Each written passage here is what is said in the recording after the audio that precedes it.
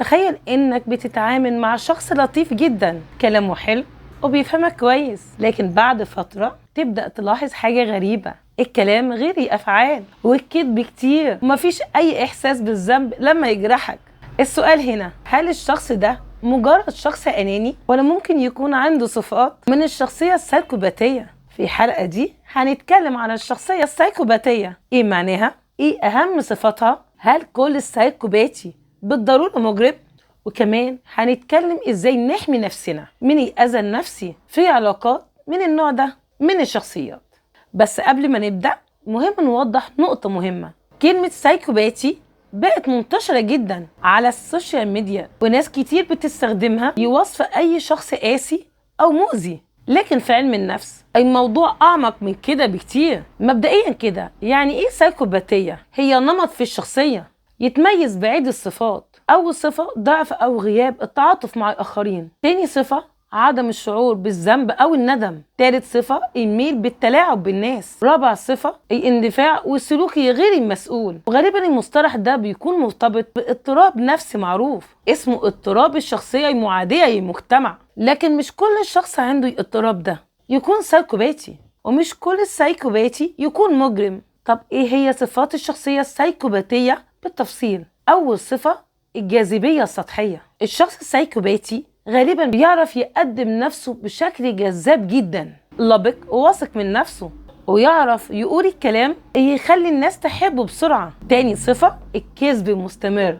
الكذب بالنسبة له أداة عادية جدا، ممكن يكذب بدون سبب واضح، ممكن يغير القصة بسهولة من غير ما يتوتر. تالت صفة التلاعب بالناس. بيستخدم مشاعر الناس أو نقاط ضعفهم عشان يحقق مصلحته. رابع صفة غياب الشعور بالذنب.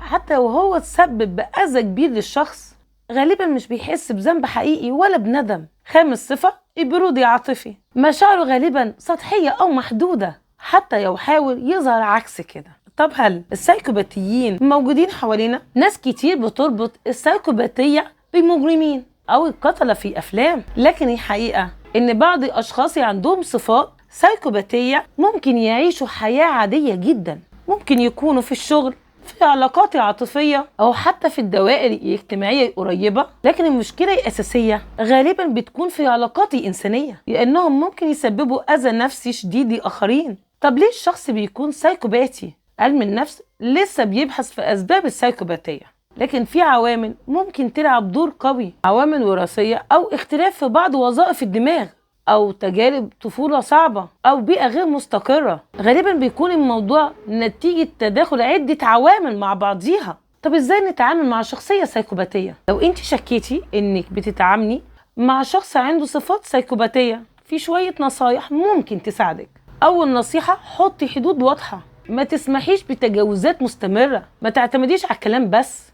تاني نصيحة، ركزي في أفعال مش الوعود. تالت نصيحة، ما تدخليش في صراعات نفسية، لأن الشخص ده غالبا بيكون بارع في التلاعب. رابع نصيحة، احمي صحتك النفسية، ولو العلاقة دي مؤذية أحيانا الابتعاد بيبقى أفضل حل. وأخيرا، تحذير مهم جدا ليكي. مهم جدا نفتكر ان ما ينفعش نشخص الناس حوالينا بسهولة. تشخيص اي اضطراب نفسي لازم يكون عن طريق متخصص في الصحة النفسية، لكن فهمنا الانماط المختلفة من الشخصيات بيساعدنا نحمي نفسنا ونفهم العلاقات دي بشكل افضل.